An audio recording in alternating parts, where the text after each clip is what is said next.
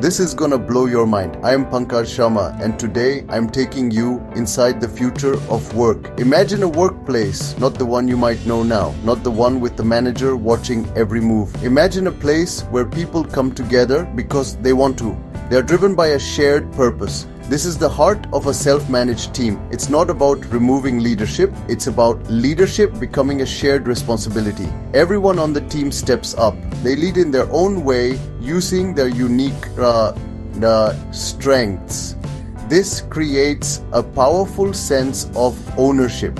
People aren't just doing a job, they are part of something bigger than themselves. The old way of working is built on hierarchy. Someone at the top gives orders. The orders travel down a long chain. People at the bottom simply do as they are told. This model worked for a different time, a time of assembly lines and simple tasks. But today's world is complex. Problems aren't so easy to solve.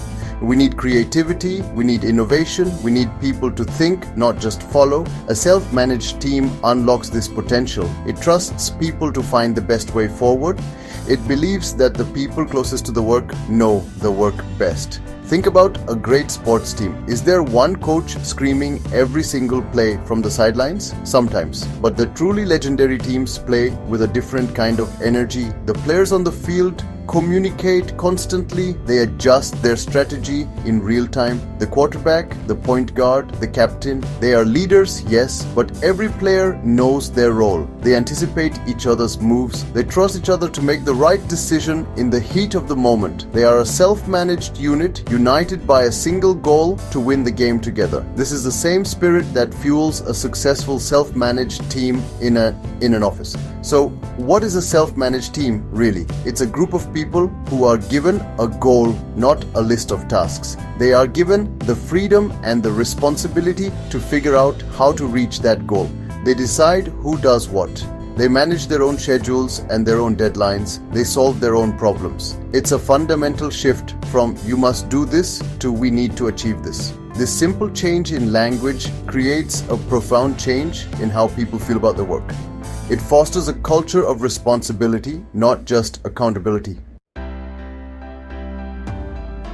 How does a team function without a boss looking over their shoulder? It works because the structure is different. The focus is not on control, but on clarity. The team needs to know they are doing something. They need to understand the purpose. When the why is clear, the how becomes much easier to figure out. The team doesn't need someone to assign every task. Instead, they look at the goal. They break it down into smaller pieces. Then, team members volunteer for the parts that best match the skills and interests. This creates a natural and efficient workflow driven by passion and talent. Consider a software development team using an Agile or Scrum framework. They have a product owner who defines the vision, but not a manager who dictates daily work. The team has a sprint, a short period to complete a set amount of work.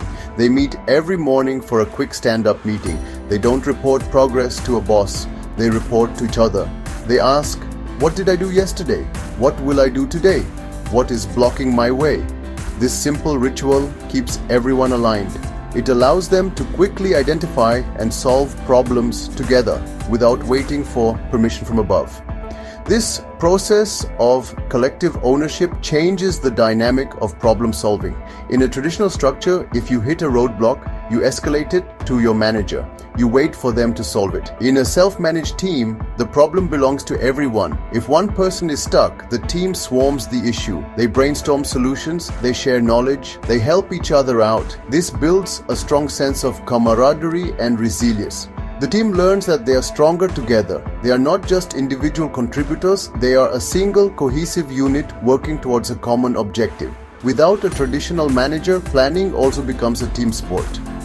Instead of one person creating a project plan, the whole team participates. They estimate timelines together. They identify potential risks together. They decide on the best approach together. This collective planning is far more accurate. Why? Because it includes the perspectives of all the people who will actually be doing the work. It builds commitment from the very beginning. People are more invested in a plan they helped create. They feel a sense of duty to each other to see it through to completion. A self-managed team cannot exist without trust. It is the oxygen that allows autonomy to breathe. Trust is not something you can demand. It is something you must build day by day, interaction by interaction. It starts with believing in the good intentions of your teammate. It means having faith that they are competent and that they are committed to the team's success. This is a vulnerable place to be. It requires us to let go of our need to control everything. But when we do, we create an environment where people feel safe to be their best selves. Trust is built through consistent and reliable actions. It's about doing what you say you will do. When you commit to a deadline, you meet it. If you can't, you communicate early and openly. It is about being honest, even when the news is bad. It is about admitting when you don't know something or when you've made a mistake. This kind of vulnerability doesn't make you look weak. It makes you look human. It shows your team that it is safe for them to be vulnerable too. This safety is the foundation upon which great teams are built. This leads directly to the second critical element, open communication. In a self-managed team, information cannot be a secret weapon held by a few. It must flow freely and transparently among all members. This means regular meetings where everyone has a voice.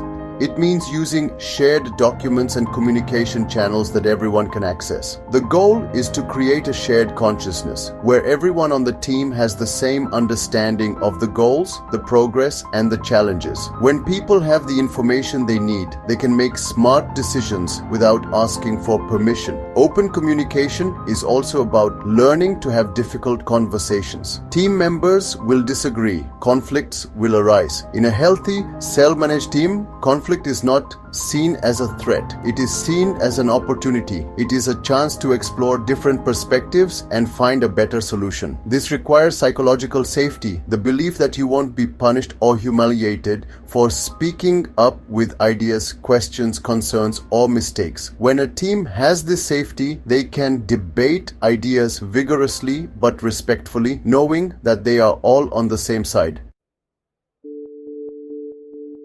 So how do you start? You start small. You don't need to reorganize the entire company overnight. Find a small, well-defined project. Assemble a team of people who are willing to try a new way of working. The most important first step is to establish a clear purpose. Why does this team exist? What specific outcome are they responsible for? This purpose acts as the team's North Star. It will guide all of their decisions when there isn't a manager there to make them.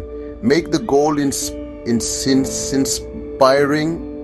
and meaningful, something the team can truly get behind. Next, you must define the boundaries. Freedom is not the same as chaos. A self-managed team needs to know its playing field. What is their budget? What is the final deadline?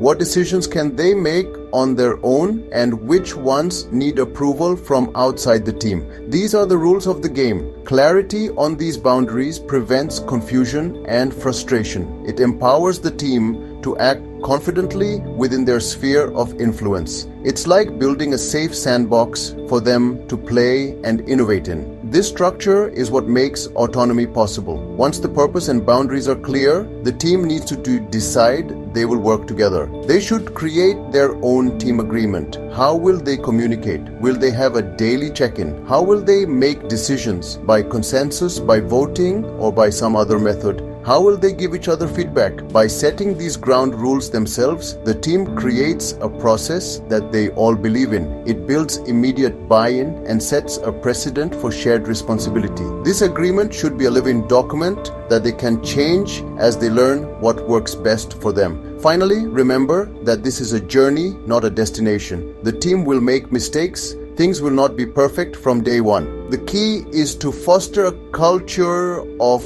learning and continuous improvement. The team should regularly take time to reflect. They should ask themselves, what is working well? What is not working? What can we try differently next time? This cycle of doing, reflecting, and adapting is what will make the team stronger over time. By embracing this mindset, a group of individuals can transform into a truly high-performing, self-managed team. A team that is not only more productive, but also happier and more fulfilled in their work.